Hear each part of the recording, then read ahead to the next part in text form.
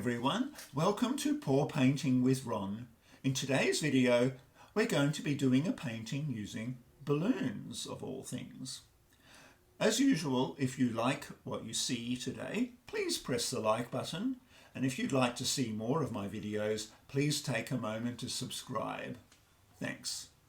Well, if you haven't seen me do one of these paintings before, you may be wondering what on earth a painting using balloons is all about.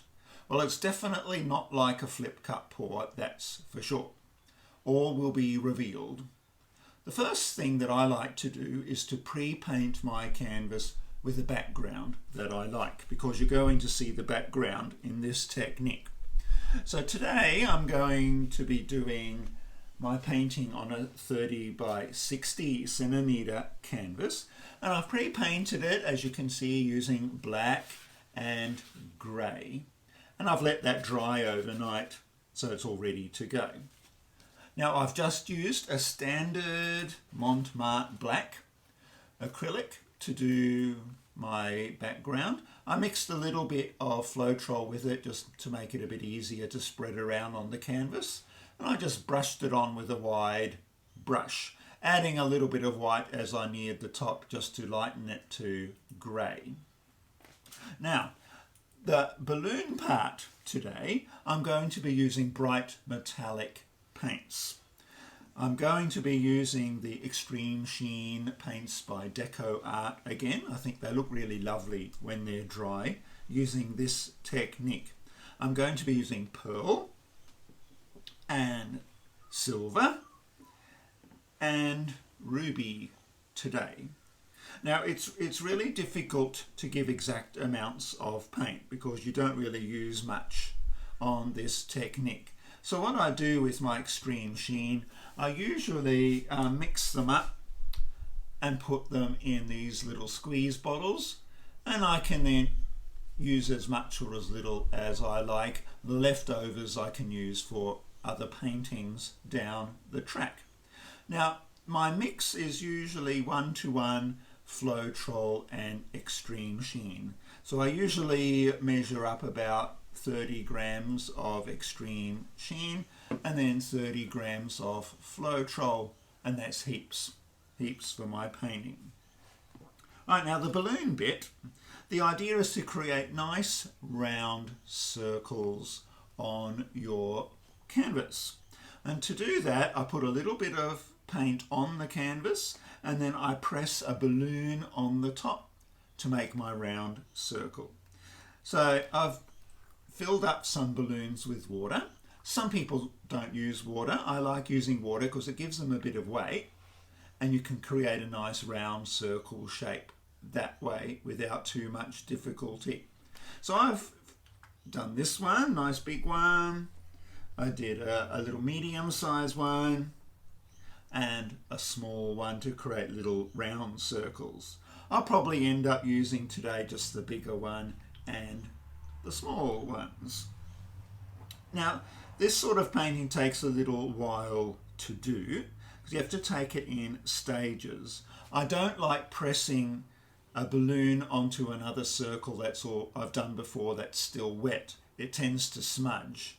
So I tend to put a few circles on my canvas, let them dry for an hour or two, and then come back and put some more circles on. You'll see how that works in a bit. Okay, so let's get started. Okay, so I've got my paints ready in my little squeeze bottles, ready to go. My canvas is dry and ready. I've got my balloons that I'm going to do my pressing with, and some paper towels to clean the balloons off between each press. Okay, now my first layer is going to be using big medallions. I'm going to put 6 of those up my canvas, and then I'm going to let my canvas dry, and then I'll come back later and start putting in the smaller medallions. All right, so you don't need much paint. So I'm going to make a puddle, light coloured one, and then I'll put some silver on it.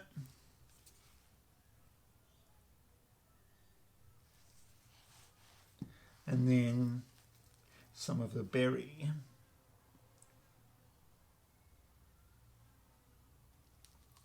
I've got my little puddle. Now if you've got too much paint, you can dip your balloon in again and then dip somewhere else. That's perfectly fine. I'll try to get the middle of the balloon. Press down. And then lift. Now, I think I can do that a bit better, so I'll press again.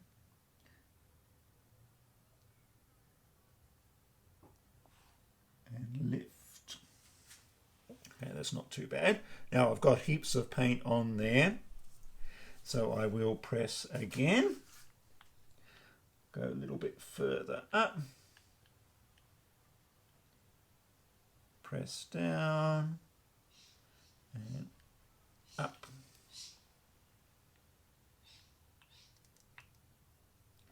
Can be a bit of a trick to get a round one.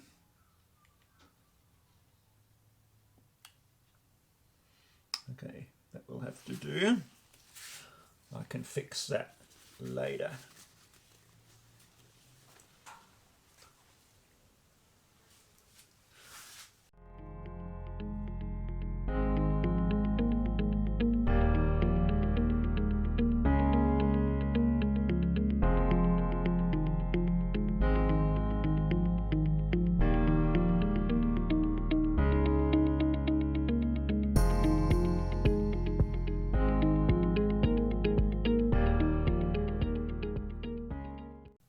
Okay, good. That's a good start. Now I'm going to let this dry for an hour or two, and then I will come back and I'll put on some smaller ones. But we'll see you soon. Okay, so my first layer is just about dry enough to do my second layer using a smaller balloon. I may end up doing a third layer as well. I just don't like overlapping circles when the one underneath is still wet. It can make it look ugly. Okay, here we go.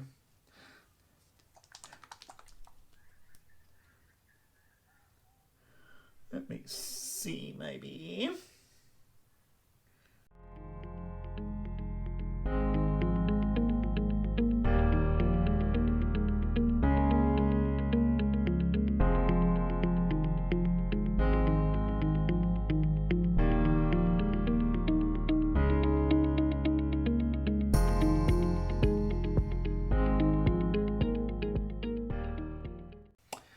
Okay, that's the second layer done.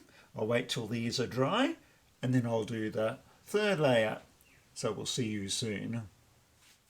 Okay, now we're here for our next layer. We'll see how we go with this one.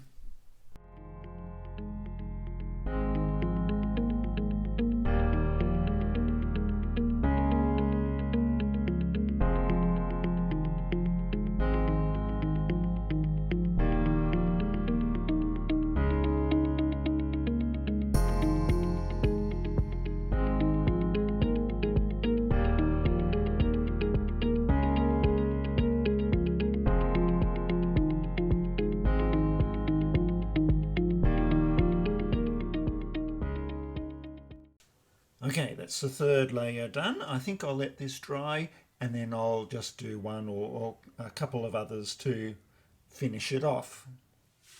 Right, I'm back just to do the finishing touches and then I'll bring you in for a closer look.